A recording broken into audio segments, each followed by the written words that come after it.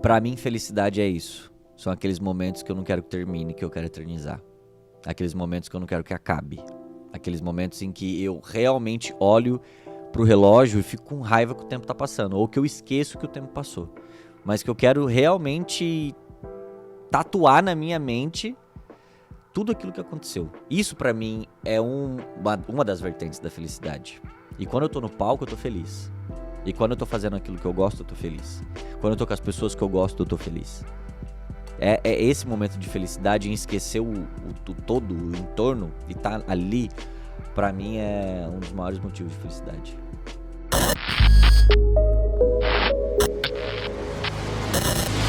Seja muito bem-vindo ao Próximo Nível Podcast. Você já sabe, né? Ele vai te levar para um próximo nível. Eu tô com um convidado muito especial aqui hoje, João Vitor Melo, escritor, palestrante e um grande amigo, cara. Seja muito bem-vindo. Muitíssimo obrigado, Vitinho. Que prazer Chamo de ter Vitinho, você aqui. né? Mas você é do meu tamanho. Exato, cara. Eu não consigo te chamar de Vitão, é Vitinho, é um apelido carinhoso. E é complicado, né? Quando a gente se conhece, a gente não sabe muito o que perguntar, porque se a gente pergunta alguma coisa, talvez fica meio engessado, mas acho que eu vou ter a naturalidade, assim, de perguntar coisas que eu pergunto quando a gente tava com o microfone desligado, assim, Por a gente tava favor. falando do nosso dia a dia, assim, né? Mas pra quem não conhece o João e quem quer conhecer o João a partir de agora, acho que a melhor forma é, se eu não te conhecesse, como você se apresentaria pra mim? Eu não sei. Essa é uma pergunta que eu não sei responder. Porque eu acho muito complexo eu tentar falar quem eu sou pra alguém. Porque às vezes nem eu sei.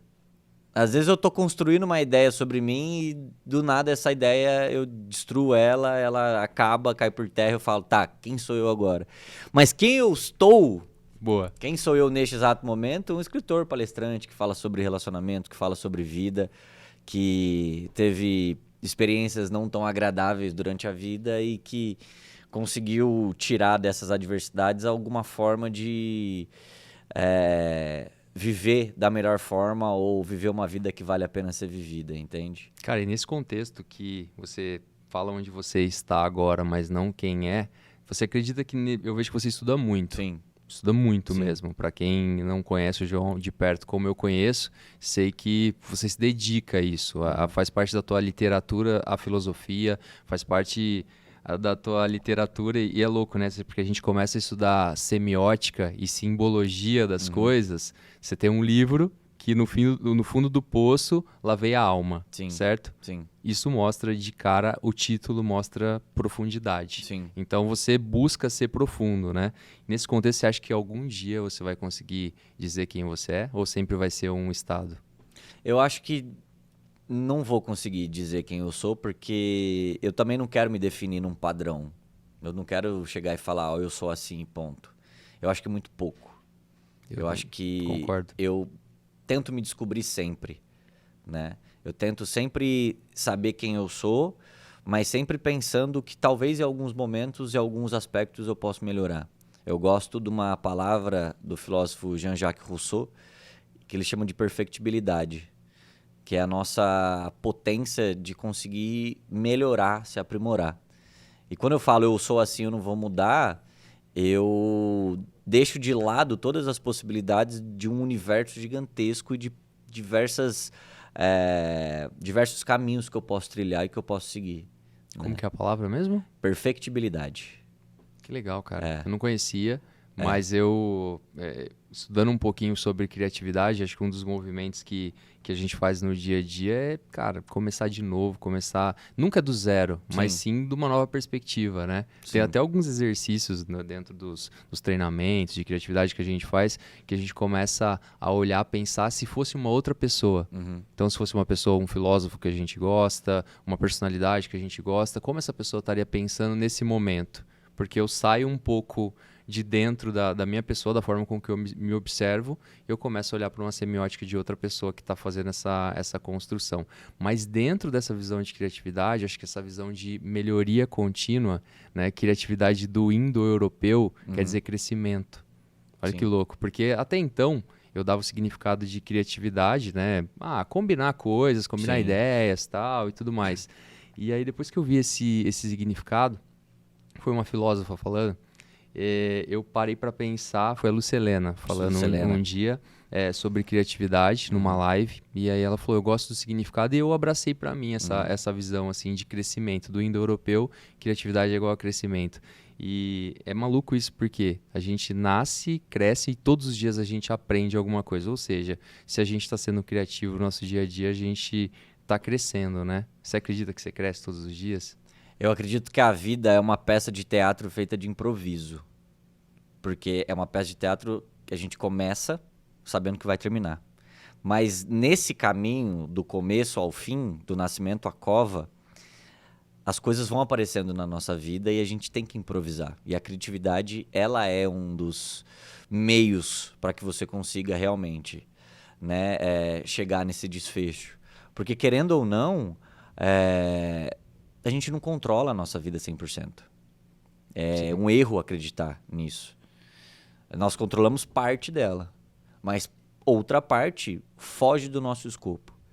E aí é por meio dessa nossa bagagem, desse nosso conhecimento, dessa nossa melhoria, que a gente vai aprendendo a lidar melhor com as adversidades. Não que os monstros diminuem de tamanho, é a gente que vai se fortalecendo. Aumenta a nossa consciência para lidar, né? Exatamente. Então eu acredito que é uma peça de teatro feita de improviso porque eu tenho essa liberdade para escolher. Tanto que, da mesma forma que o Rousseau fala sobre perfectibilidade, ele fala sobre liberdade, que é aquilo que diferencia a gente, o ser humano, dos animais. Porque os animais, eles são o que eles são, da natureza deles. O gato, ele não vai deixar de ser gato. O gato não vai escolher ser outra coisa. Sim. O ser humano, ele tem essa liberdade para escolher caminhos, para tomar decisões. E algumas pessoas, até mesmo alguns filósofos, acreditam que essa liberdade é um fardo, né? Porque a liberdade é um lugar de incerteza. E o ser humano não sabe viver em locais de incerteza.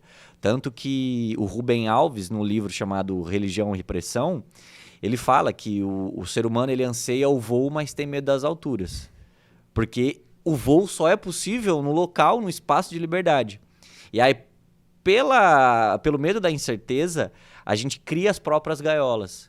Porque nas gaiolas são locais em que a gente tem uma segurança. Só que a segurança, em grande parte, nos aprisiona. Tudo que é novo dá medo. Sim. Porque tudo que é novo é desconhecido.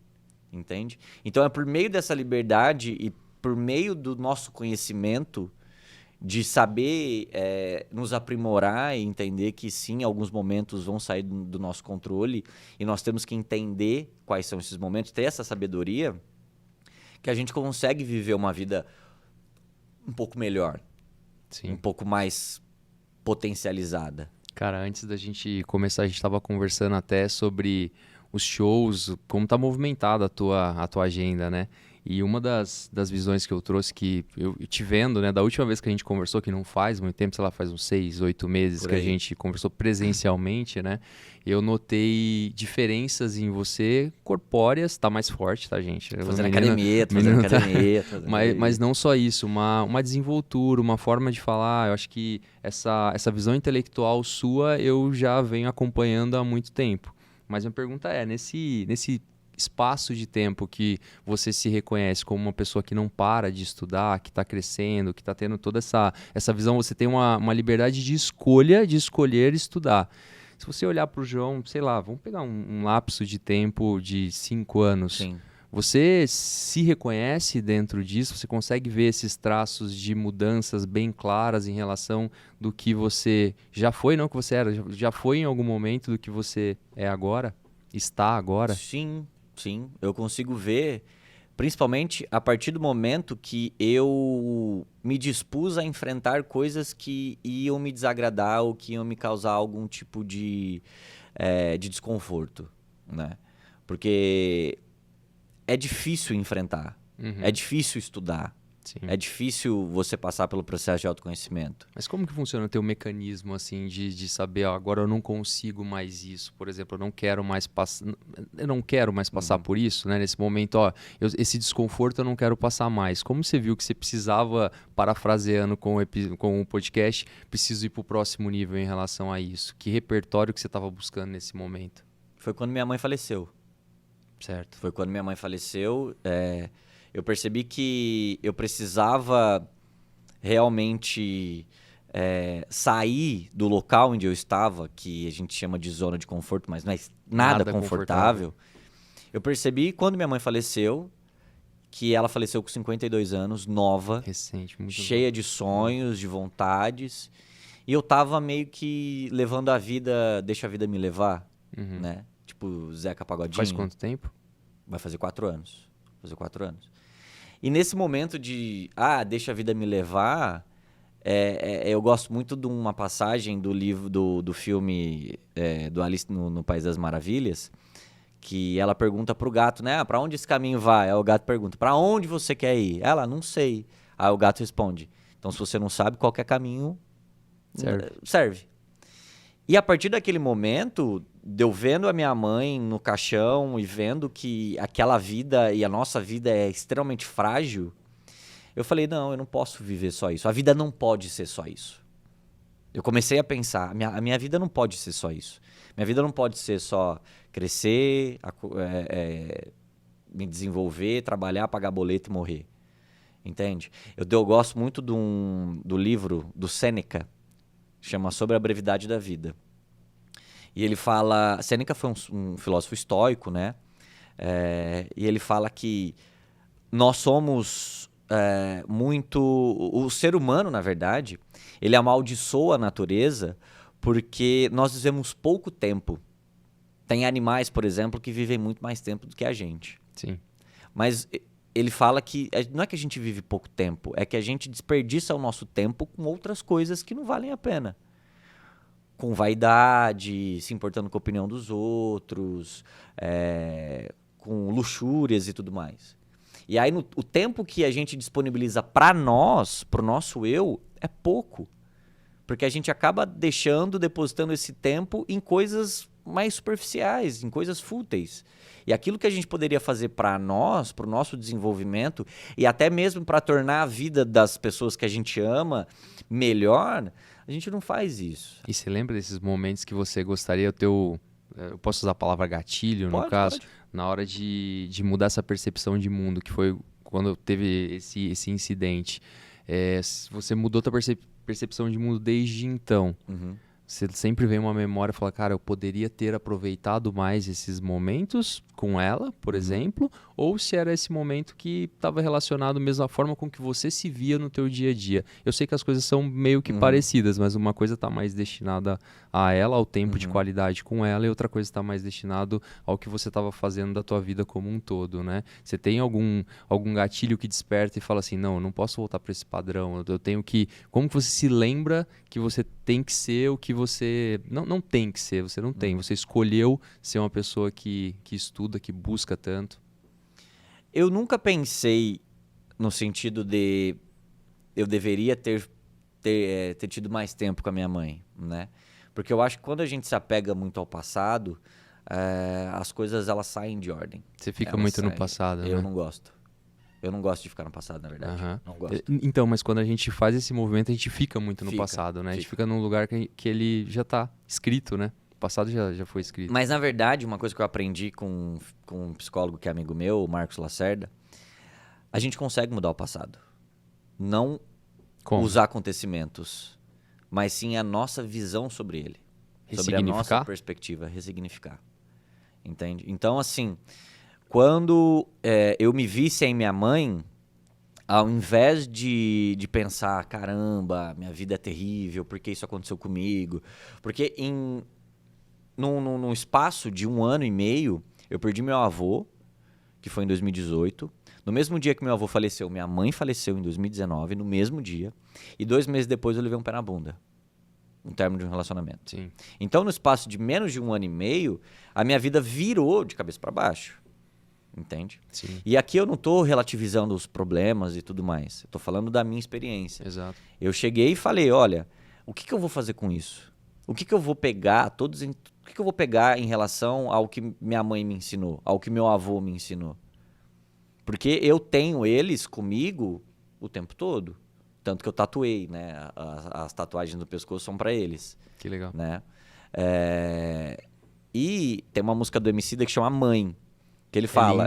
Linda, porra. Que ele fala, em tudo ouvi a voz de minha mãe. Então eu entendo que eles estão ao meu lado, por mais que não estejam de corpo presente, em diversos momentos eu tento me comunicar com eles de alguma forma. Sim. E aqui não gira em torno de crença, gira em torno da forma como eu me comunicava com eles. E dessa simbologia, né? Acho que próximo ao que você teve do seu avô, também ele conviveu com você, né? Meu avô foi quase meu pai. Quase seu pai. Eu tive uma experiência parecida, né? Meu pai foi presente, mas o meu avô eu perdi com 15 anos e ele morava na mesma casa que a gente também.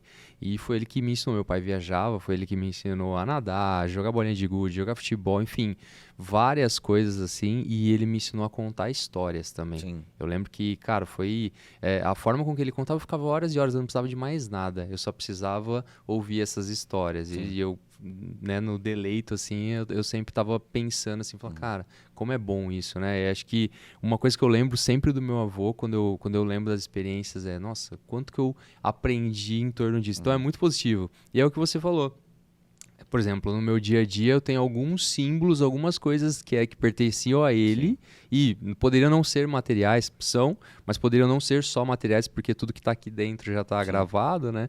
Mas, por exemplo, tem um relógio de bolso que fica na minha frente, então, que era dele, eu olho na frente do meu computador, porque eu fico olhando para ele e como eu tenho que valorizar meu tempo. Né, o relógio está parado, eu nem levei ele para arrumar, nem nada. Tá lá enferrujado, do jeitinho que ele estava guardado. Mas eu olho em relação a essa valorização, em relação da forma que as coisas são, né? E eu acho que essas experiências, o que a gente consegue trazer de significativo para a gente, né? E eu acho que a vida é feita de vários significados que trazem um significado maior para o que a gente faz. É o que muda. Então eu vejo que o teu repertório ele mudou muito em relação a essa mudança, assim, se você colocar esse tempo assim do que você fazia, do que você faz agora, eu vejo uma maturidade assim de deixar as coisas fluírem mais dentro de você do dia a dia. Bom, vamos lá, só para relatar, né? Você escreveu um livro, escrevi. Está escrevendo o segundo livro, uma agenda cheia de eventos aí. Você tem uma relevância na sua voz, onde você se comunica, você consegue fazer sua mensagem chegar. Sim. Tem milhões de pessoas que te assistem hoje em dia nas redes sociais. Então, eu acredito que tudo isso que você está trazendo para as pessoas e para você é uma coisa que você entendeu, você encontrou assim, em algum momento a tua voz. Você acredita? Está em busca? Como que você se vê hoje em relação a isso? Eu encontrei um caminho diferente daquilo que as pessoas acreditavam ou acreditam que eu deveria ter caminhado, entende? Sim. Eu vi recentemente, eu gosto muito de NBA. Também. E eu vi recentemente o documentário do Stephen Curry. Não assisti ainda. Cara, assista. É legal? Tanto que ele fala que ele era subestimado, né? Porque ele era baixinho, magrelo. Tem minha altura. Exato. Tipo... E ele é o maior pontuador de 3 da história da NBA. E uma coisa que ele falou, e isso relata muito sobre aquilo que aconteceu comigo. Ele diz assim, eu percebi que para onde eu gostaria de ir, o caminho que todo mundo fazia, eu não ia fazer. Então eu tive que fazer o meu próprio caminho. Optar por um plano B, digamos assim. Né? Ou realmente trilhar e construir aquela trajetória. E hoje eu percebo muito em relação à internet as comparações, as verdades absolutas que todos vendem, que a maioria das pessoas vendem por aí, as fórmulas perfeitas e prontas, elas são irreais, entende? Elas são irreais. Sim. Elas excluem totalmente, completamente o fator realidade, o fator social, né? Mas aquilo que eu tinha na minha mão, que era palpável, com aquilo que eu tinha, eu falei, bom, eu vou tentar fazer. É o que o Cortella faz, ele fala, né? Faça o seu melhor nas condições que você tem até ter melhores condições para poder fazer melhor ainda. Eu adoro essa frase. Eu também. Entende? Então, eu peguei a minha realidade e eu falei, bom, beleza, perdi metade da minha família, sabe? Perdi boa parte, na verdade, da minha família. Que era... Eu não tô falando de número, tô falando de peso. Sim, sim. Né? Falei, cara, o que eu vou fazer com isso? Eu vou amaldiçoar a vida? Porque é aquele negócio, né? A dor é inevitável, o sofrimento é opcional. Então, assim, o primeiro baque que eu levei, eu falei, vai doer. E eu fugia muito do sofrimento. A gente foge do sofrimento, né? Porque sofrer não é legal. Não é legal. Não é legal, mas faz parte, cara. O sofrimento faz parte, tristeza, angústia, faz parte. Do mesmo jeito que a gente se permite viver a alegria, a gente precisa também se permitir viver a tristeza. Porque é a partir da tristeza que a gente faz essa viagem interna para tentar se conhecer. Na alegria a gente não pensa muito sobre isso, a gente vai curtir o momento. Mas na tristeza que a gente tem que... É um momento de calmaria e pensa, pô, e agora? Será Sim. que eu tô indo por um caminho interessante? Será que aquilo que eu tô fazendo na minha vida tá sendo algo que eu tô querendo realmente? O que eu posso melhorar? O que eu posso fazer? Né? Você acredita que nesse ponto a filosofia salvou tua vida? A filosofia salvou a minha vida. Salvou a minha vida sem pensar duas vezes. Na verdade, não foi filosofia, foi o estudo, foi o conhecimento, sabe? Sim. Foi entender que aquilo que eu enxergava era apenas uma parte da realidade, uma parte mínima de uma realidade. E aquilo que a gente enxerga é uma parte mínima da realidade. Então, a construção que eu tinha de mundo, ela era uma fração e, tipo assim, pequenininha, bem ilusória daquilo que é o todo. Entendi. E a partir daquele momento eu falei, cara, não é bem assim. Eu preciso conhecer outras coisas. E você está se graduando agora em Agora eu em tô fazendo filosofia. faculdade de filosofia. Além de ter estudado tanto tempo, agora você abraçou mesmo. Eu quero ser um filósofo. Eu quero realmente... A minha ideia é me tornar referência naquilo que eu falo. E eu optei pelo caminho mais difícil, né? É o mais difícil. Que é o mais difícil, porque uma coisa é você falar o que as pessoas querem ouvir. Outra coisa é você apresentar outras verdades para as pessoas, outras realidades. Você não tem medo das pessoas que discordam de você? Eu acho que tem que discordar. Tem que discordar. Não tem medo de haters? Não. Tem Eu dou muito risada. haters? Às vezes tem, às vezes não tem, entende? Depende. Mas a minha intenção não é... Eu não quero que as pessoas concordem comigo 100%.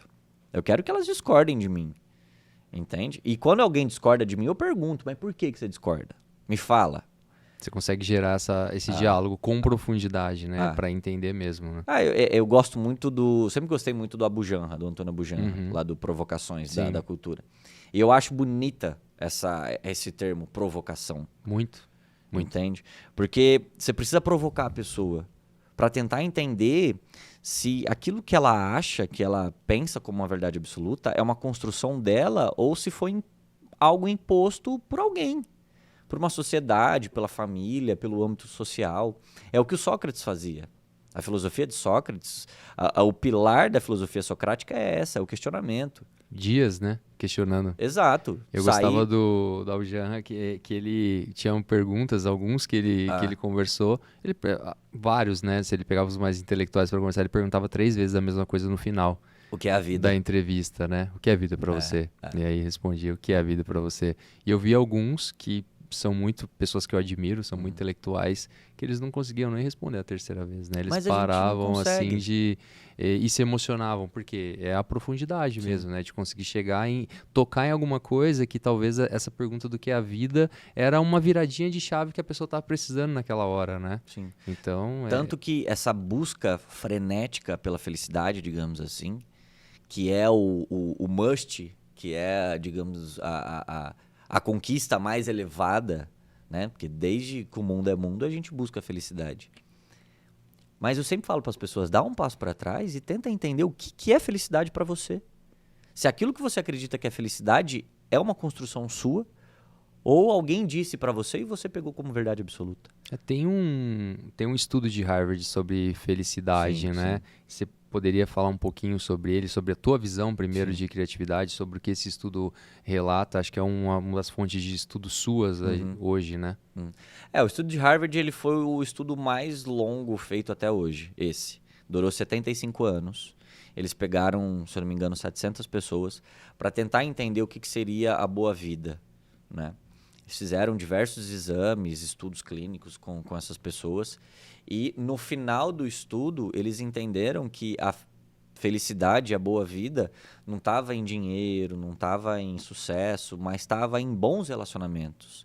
Aquelas relações que você conseguiu criar bons vínculos. E relações de qualidade, não de quantidade.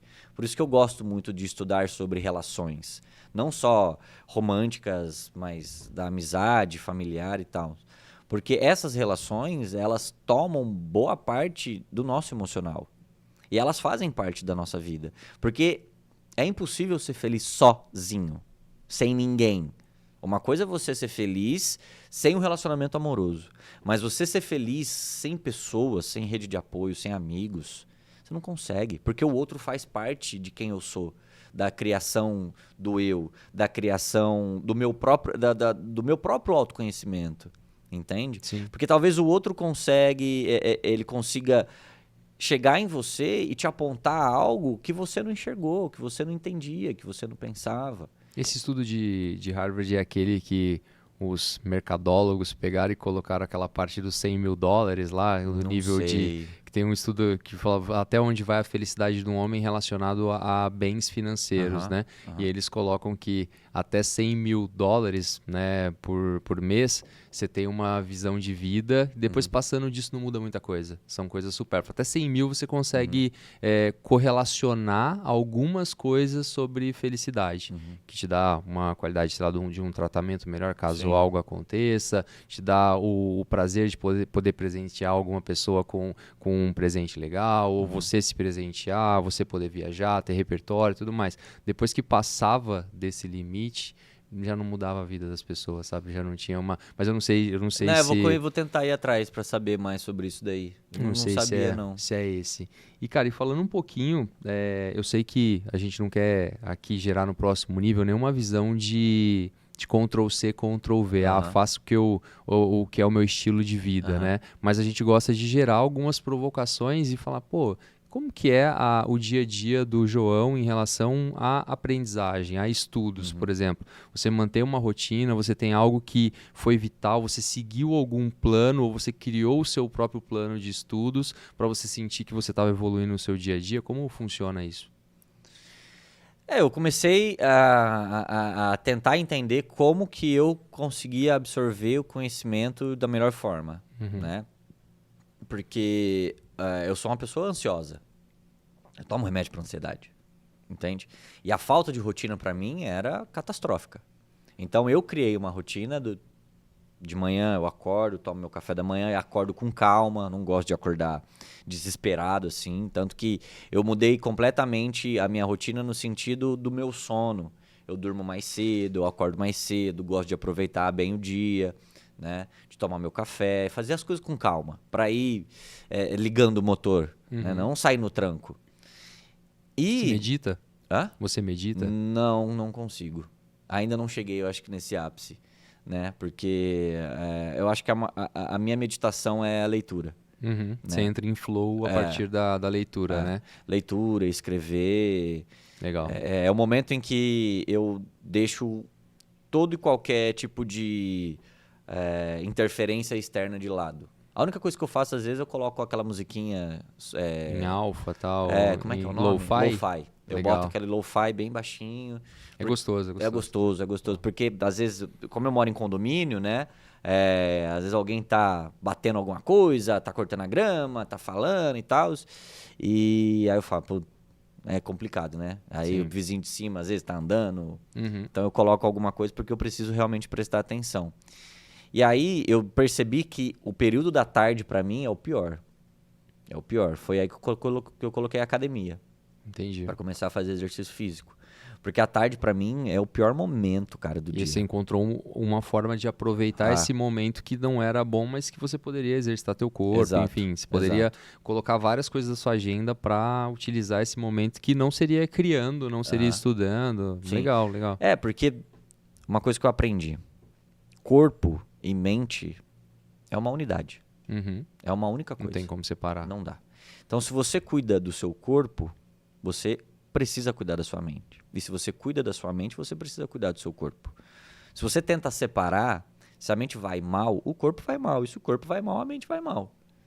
Então, não existe ter uma boa saúde emocional se você não cuida da sua mente e do seu corpo.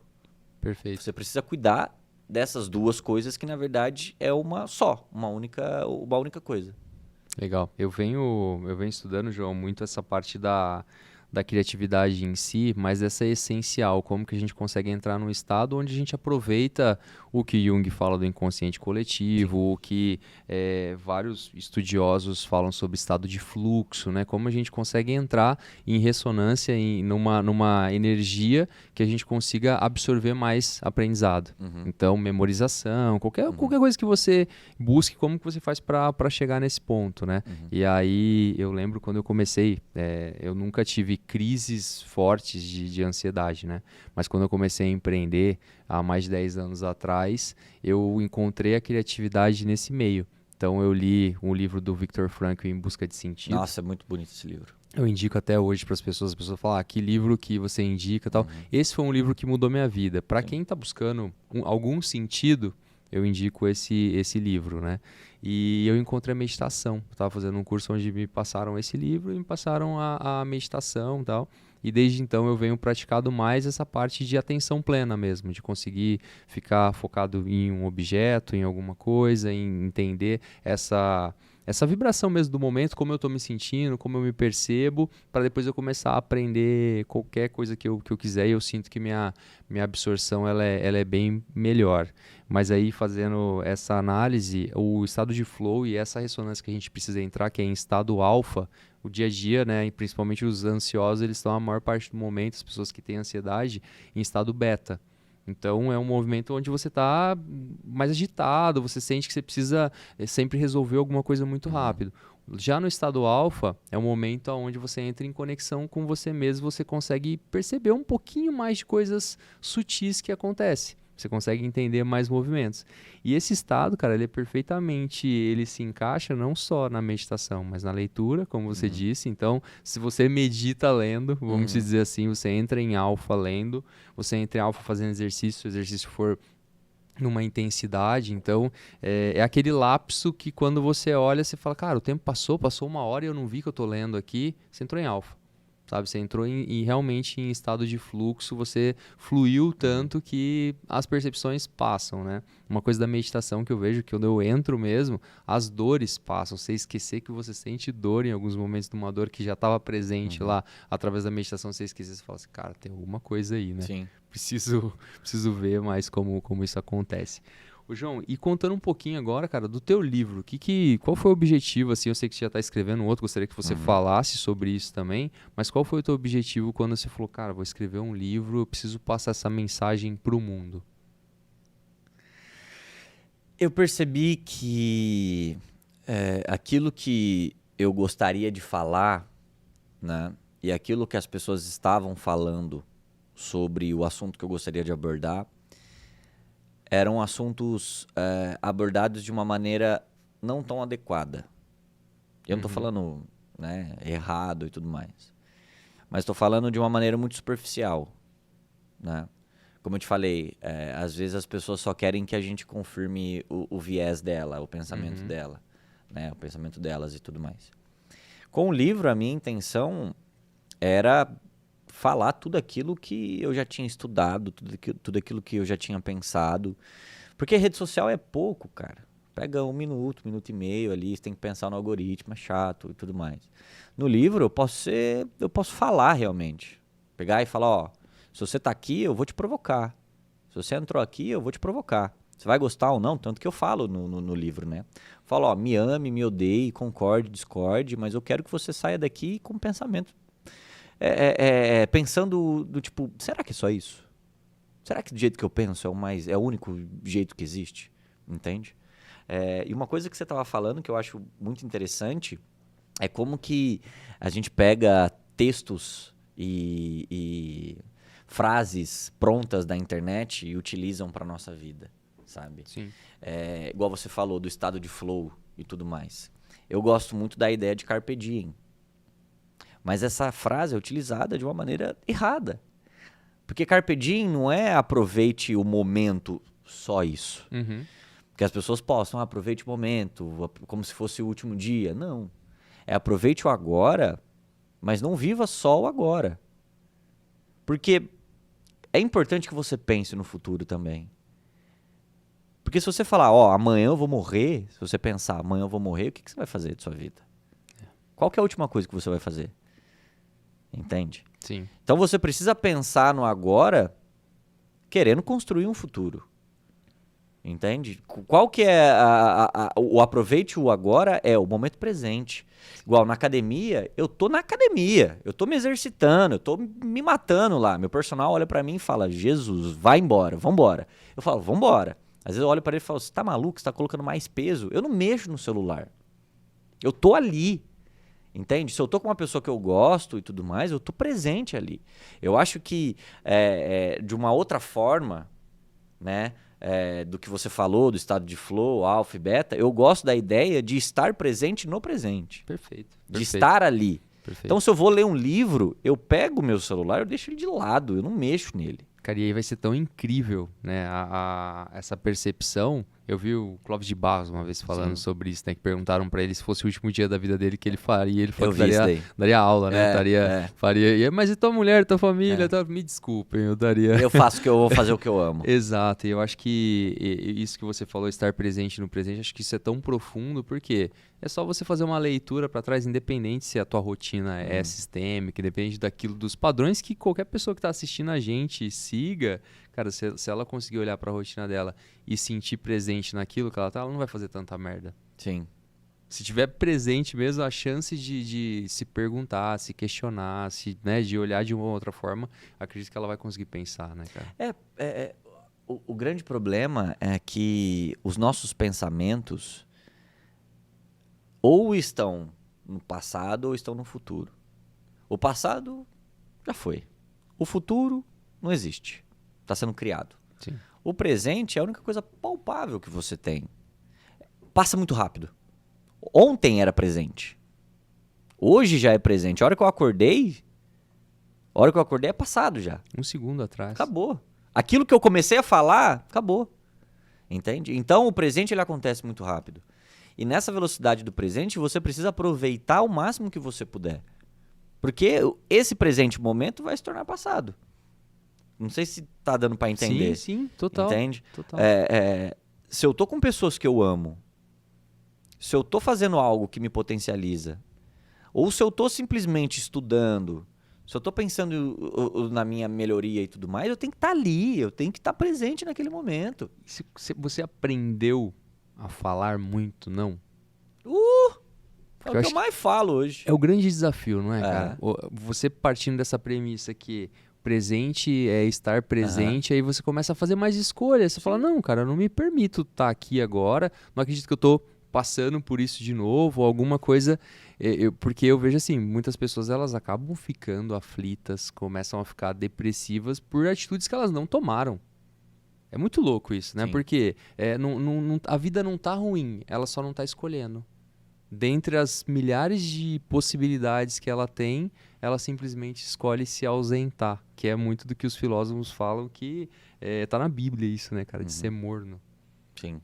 Seja quente ou seja frio, mas, cara, nunca a normose, não entre nessa normose, não seja morno nesse contexto, né? Porque você para de escolher, né? Eu penso no seguinte. Nós deixamos as pessoas escolherem pela gente, pelo sentimento de pertencimento, pela necessidade de aceitação. O ser humano ele tem essa necessidade. E quem disse isso foi Freud, num termo que ele chama sentimento oceânico, que seria o eu diluído no todo. A gente se permite que as outras pessoas guiem a nossa vida, porque destoar da realidade vai fazer a gente ser julgado. As pessoas não gostam disso. Então, o Freud até fala, né? A massa, ela procura pela ilusão, ela não procura pela verdade. Porque quando você se destaca, o prego que mais se destaca é o primeiro a ser martelado. Então é melhor eu viver a forma como os outros querem que eu viva, mas eu não vou ser julgado em momento algum, do que eu destoar da realidade e ter que lidar com gente falando na minha orelha. E eu sempre tive gente falando na minha orelha. Quando eu optei a trabalhar com a internet, o que eu mais ouvia mas o que você trabalha? Igual professor, né? Além de ser professor, você o que você faz faz? O quê, né? Entende? Sim. Ah, mas isso não dá dinheiro, isso não dá retorno, nananã, tal. E não dava realmente. Tanto que, quando eu comecei a trabalhar com a internet, eu tinha um outro emprego. Eu lembro. Você lembra? Eu tinha um outro emprego. No meio desse caminho, né? Quando eu saía da minha casa para ir pro trabalho, eu gravava conteúdo nesse caminho. Cara, e como que era essa tua... Porque acho que tem muita gente que tá passando por essa fase de transição, de ter algo que acredite, né? E tá buscando empreender, seja onde for, fisicamente, digitalmente, não importa a ferramenta que vai utilizar. Mas eu vejo que às vezes elas estão... Que a gente até falou sobre isso, né, cara? Se precisa comer, muitas vezes, né? Você tem necessidades básicas que antes de você dar esse salto dentro da tua vida, você vai precisar passar por esse caminho, né? Mas esse caminho de transição, ele é árduo, né? Sim. Porque enquanto você fala, cara, mas... o que você pensava? Eu não vou falar nem de mim. O que você pensava quando você estava nesse movimento assim? Fala, pô, eu tô nesse outro. Você tinha colocado uma meta, um prazo? Você tinha uma visão de que tempo seria que você continuaria no teu outro emprego até que as coisas darem certo? Nada. Fluía? Fui levando. A única coisa que eu coloquei na minha cabeça foi: não tome atitudes precipitadas. Você não é herdeiro. Você precisa de dinheiro. E responsável, Você né? é responsável, você precisa trabalhar. Você tem conta pra pagar.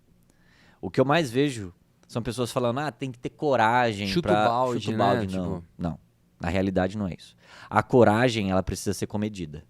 Porque senão a coragem, ela se torna negligência, ela se torna um ato de irresponsabilidade. E até num relacionamento isso é extremamente prejudicial, né? Sim. Eu vejo muitos homens, tipo, largando o emprego, largando tudo, vou empreender e tal, e de repente a relação entre homem e mulher começa a mudar.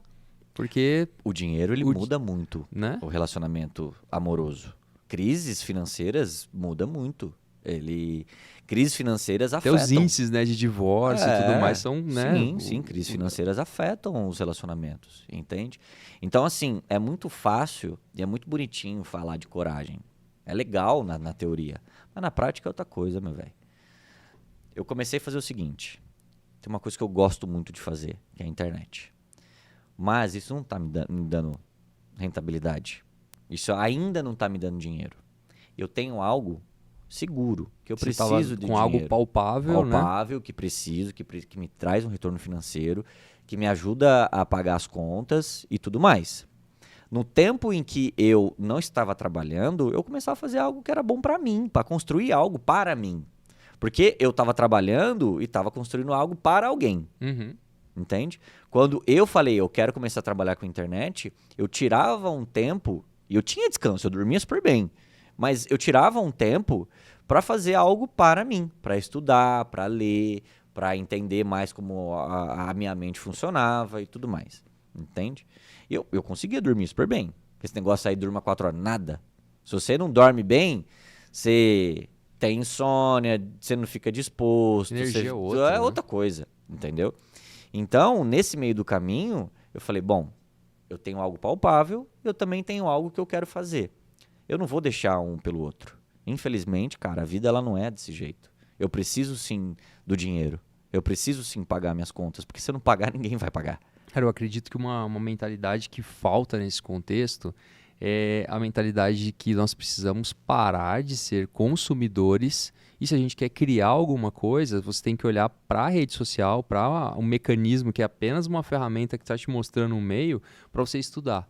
Para ser referência. Né? Pô, você quer ser referência em determinado tema. Vou buscar as melhores pessoas no Brasil, no mundo, que estão falando sobre isso. Vou buscar outros segmentos para eu entender como eu consigo improvisar, como eu consigo construir algo novo e tudo mais, mas com intencionalidade. Eu vejo que as coisas muitas vezes não dão tempo para as pessoas que querem prosperar na internet, ter resultado, porque eles estão sendo só consumidores na internet, estão consumindo o conteúdo de outras pessoas e não olhando com intenção para onde elas querem ir. E o tempo é o mesmo. Você olhar com intenção para aquilo que é referência para você, é o mesmo tempo que você vai utilizar estudando, né? Perdendo esse tempo, né? Como que você vê isso? Eu acho que essa questão do tempo é um pouco relativa, porque eu acredito que as 24 horas talvez sejam as mesmas, mas a disponibilidade que a gente tem para fazer algo para nós é diferente. Sim. Né? Tem pessoas que infelizmente não conseguem fazer isso, que não conseguem dispor muito tempo para fazer algo para elas, por elas, porque, como eu falei, precisa pagar conta, precisa ter dinheiro. Olhando de uma forma integral. Se a pessoa tem 2 empregos, eu tô falando isso, mas você olha pra pessoa que trabalha 16 horas por dia, você fala, pô, você quer me falar disso sobre... É por isso que eu falo, não existe fórmula perfeita. É aquilo, eu tô falando pra galera que tá ficando 3 horas na internet, você pega o celular dela, sim, né, tá sim, ficando 3 horas no Instagram e quer ser empreendedor, mas na realidade tá só consumindo conteúdo e girando a timeline, porque né? é mais fácil, né? É mais fácil, É mais fácil. A dopamina é gerada da mesma forma, né? Pílulas de dopamina. Sim. Mas a questão é, em empreender, você tem que pensar no seguinte, fator tempo, fator paciência, fator dedicação. E esses fatores tempo e paciência que é o que pega. Sim. Porque numa geração em que tem tudo muito fácil, a distância de um toque, de um clique na tela, as pessoas não querem mais construir as coisas. O Bauman falava isso. Líquido. Né? É tudo muito rápido, é tudo muito... Antigamente, na época do meu pai, na época do meu avô, para você procurar alguma coisa, você tinha que ir na biblioteca, procurar enciclopédia, procurar na enciclopédia o que era, você tinha que escrever à mão, a folha ao maço, entende? Era uma folha ao maço que você escrevia. Agora não, você pega aqui e coloca assim, o que é... ChatGPT. Legato. O que é legato? Eu coloco lá no Na Google. hora, no Google, exato. Entende? Aparece lá. Então, essa questão do construir, isso também envolve até mesmo os próprios relacionamentos, que as pessoas acreditam que as pessoas vêm prontas, né? Que o relacionamento já vem pronto. E o amor leva tempo. Leva tempo. Aquilo que você sente no começo é paixão, é fogo, é intensidade, tudo mais. Mas o amor, ele é um momento de baixa intensidade, mas de longa durabilidade. E esse amor, ele precisa ser construído aos poucos. Ele precisa ser feito um esforço para você construir isso. E leva tempo. Não é da noite para o dia que você vai construir alguma coisa ou que você vai ter um amor. Não é assim. Mas esse fator, né, de ter tudo pronto, ter tudo na mão, cara, eu fico um pouco preocupado com essa nova geração, assim, sabe? Que tá ali com tudo palpável, né? Eu fico um pouco preocupado. Tudo fácil de pedir, né? Tudo fácil de pedir. E qual que é a tua visão sobre relacionamento, João? Pensando da ótica que você disse, o relacionamento leva tempo, o Sim. amor leva tempo, essa construção. E as pessoas ao mesmo tempo estão buscando dessa forma mais líquida de aplicativos, do que é mais fácil, né? Eu não quero gastar energia para fazer isso. Eu estou guardando minha energia para olhar a rede social e tal, e também ter tempo para fazer isso. Vamos pensar que esse tipo de pessoa, tá, gente? A gente tá olhando. Na sua visão, cara, como construir um relacionamento duradouro? Qual que é a tua visão? Primeiro de tudo, as pessoas precisam entender que além de uma relação existe uma vida, existe um indivíduo, certo? Então, o fator individualidade, ele é essencial. Eu não estou falando de individualismo, estou falando de individualidade. O que acontece é, quando as pessoas começam a se relacionar, elas esquecem que elas têm uma vida fora da relação.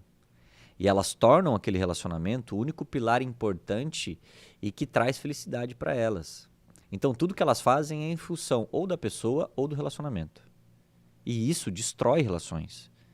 Porque, na teoria, é bonitinho, nos contos de fada, nananã, mas na prática não é desse jeito.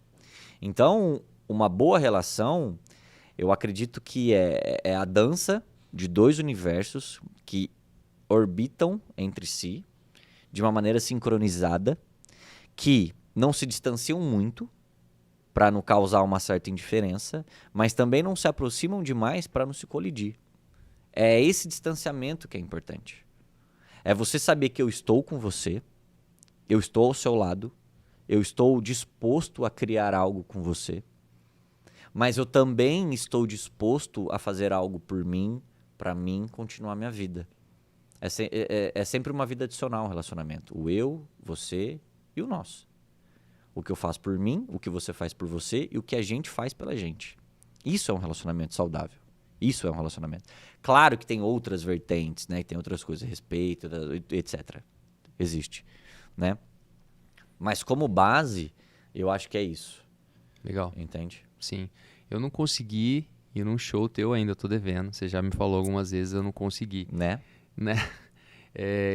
Quem tá assistindo a gente, que pode esperar, assim, num show do João, assim, o que acontece, sem dar muito spoiler, né? Mas sobre o que você se aborda, assim, qual a intensidade, como você prepara as pessoas para receber, como que é? Eu falo sobre amor próprio nesse show, no Se Encante por Você, né? Ele é uma mistura de reflexão com comédia, porque eu sou idiota. Você sabe. Eu falo besteira. Eu gosto da comédia, eu adoro estudar sobre comédia também, né?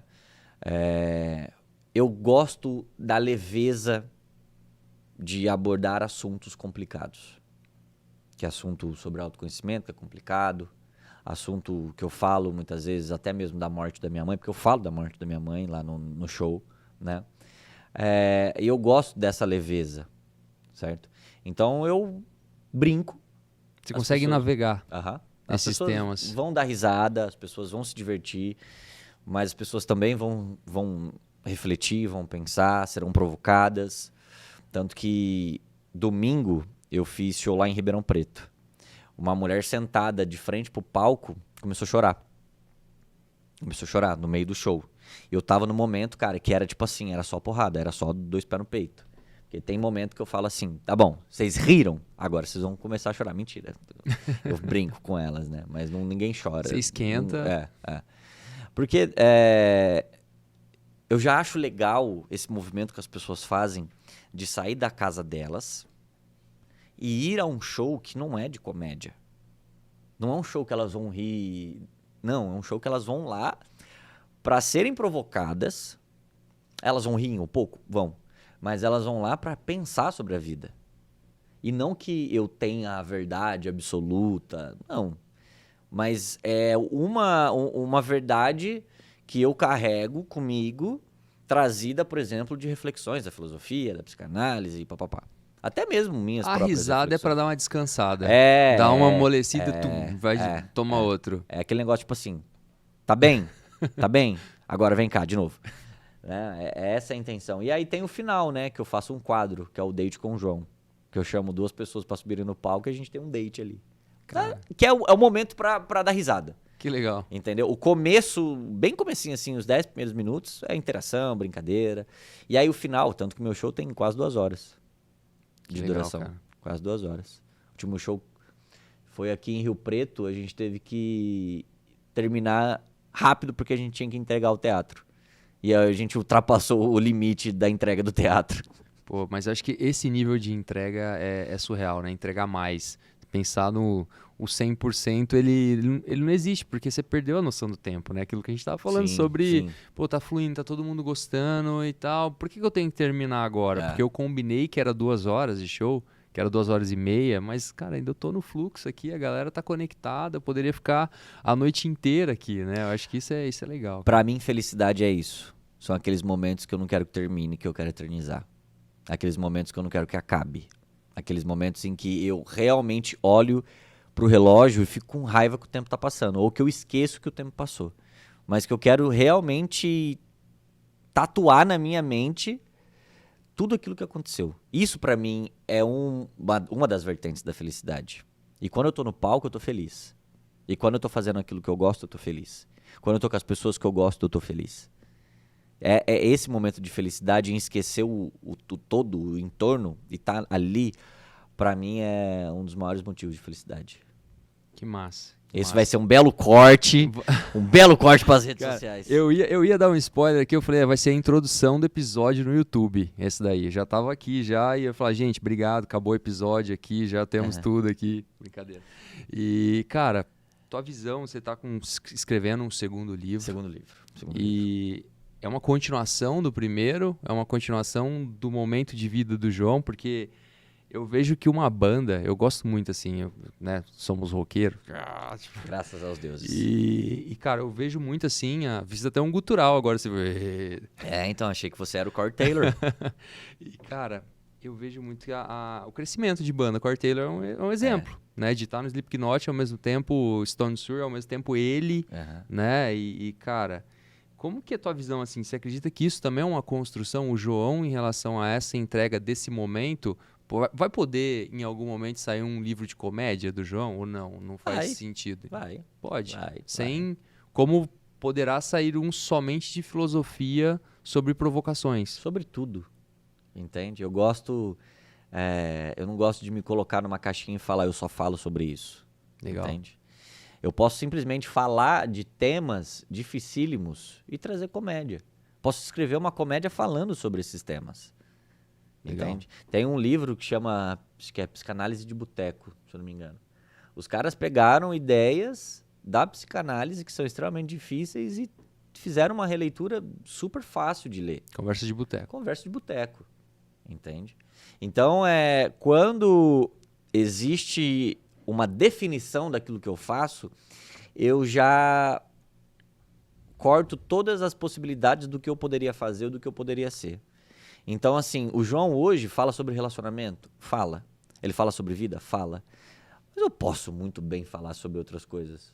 Eu posso muito bem inventar. Eu posso muito bem me reinventar e tudo mais. Teu segundo livro fala sobre o quê? Sobre superação. Superação. Superação de término. Chama Recomece pelo Fim. Eu acho que ainda vai ser esse nome. Mas o nome é bom, hein? É.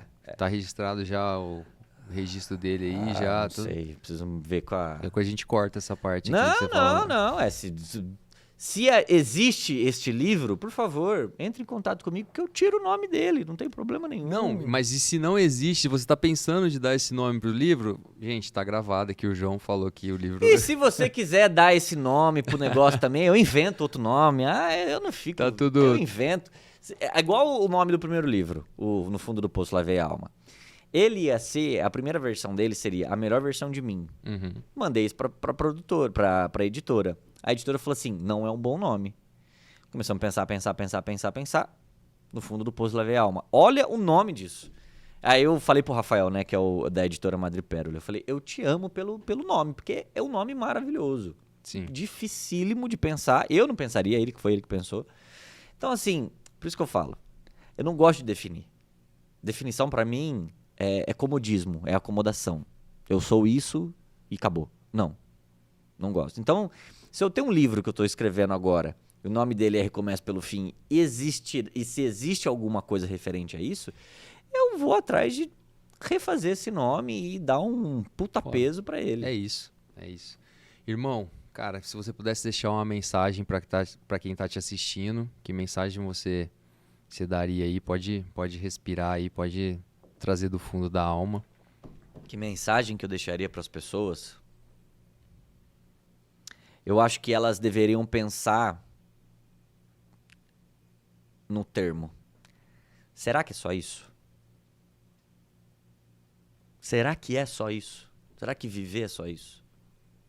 O que eu preciso fazer? Porque foi o que eu pensei que me ajudou. Vendo minha mãe no caixão, falando, cara, será que é só isso? Porque a facilidade que as pessoas têm pra esquecer a gente, e quando a gente morrer, a forma como a gente vai ser esquecido pelo todo, não pelas pessoas que amam a gente, mas pelo todo, é muito fácil. E a gente deixa de fazer milhares de coisas, um monte de coisa, porque tem medo do que o outro vai pensar. Aí o que o outro pensa é uma ideia dele sobre a realidade, aí você deixa de fazer algo por você, e o outro tá fazendo algo pra ele. Tem aquela frase icônica do Chorão, o possível é questão de opinião. E é questão de opinião. Questão de opinião. Entende? Então a facilidade que as pessoas esquecem a gente é muito rápida. É assim, ó, um estalar de dedo. As pessoas que julgavam minha mãe, por exemplo, hoje nem lembra quem é Marta. Não lembra. E a minha mãe mora na minha memória. Entende? E as coisas ruins também que ela já fez, porque nossos pais são seres humanos e erram, eu só consigo lembrar da minha mãe de coisas boas. Claro, porque eu sempre tive uma boa relação com a minha mãe. Né? Mas a minha ideia é essa. Será que é só isso? Será que é só isso? Vou escrever um nome, vou escrever um livro com esse nome, você vai ver. E quem quiser te acompanhar nas redes sociais, YouTube, site, enfim, para quem quiser... Site é velho, hein? Site é velho, Site né? é velho, para quem quiser Rapaz. encontrar o teu show, por onde a gente começa? Teu livro? Instagram, as redes sociais são todas. Tá tudo lá no Instagram. @o João Vitor Melo. Eu preciso mudar essa porra desse nome. O João Vitor Melo. Porque eu não falo João Vitor Melo, né? É João Melo. É João Melo. É porque não dá pra... não sei se dá pra mudar agora no Tem Instagram. o lance lá, né? Do verificado e tudo mais. Mas no YouTube tá João Melo, o João Melo. Agora no Instagram tá @o João Vitor Melo. Aí lá tem tudo. Todas as informações, a produtora, que é a BTZ, um grande abraço pra BTZ, pro Greg e pro Gabriel, que foram 2 idiotas que abraçaram a causa e tá dando certo. Um beijo para a Estelinha, que é a minha assessora de imprensa. Eu nunca imaginei na vida que eu ia ter uma equipe. Cara, você tem uma assessora de imprensa. Eu tenho uma assessora de imprensa, velho. Uma equipe montando. Tanto que, recentemente, quem foi que entrou em contato comigo? Qual que é a sensação de falar, cara, eu vou te passar o contato da minha assessora aqui? Qual é a sensação? Eu acho meio chato isso, sabe? Queria resolver. Eu sou ansioso, assim. Claro que...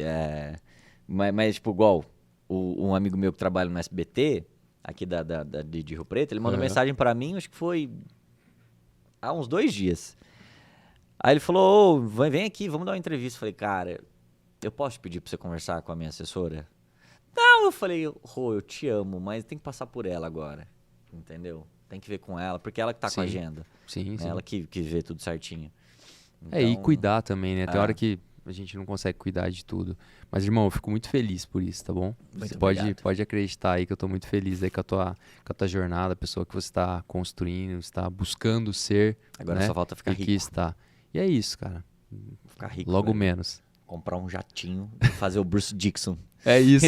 Dirigir. Mentira. Pichar o jatinho inteiro. Vou, filho. Você vai ver. Nossa senhora, eu queria ter dinheiro, viu? Queria bastante ter dinheiro. Seria legal. Obrigado, irmão. Valeu, irmão. Gente, obrigado aí. Esse foi mais um Próximo Nível Podcast. A gente se vê em breve. Em breve. Em breve. Foi foda. Nos 45 do segundo tempo. Valeu, gente.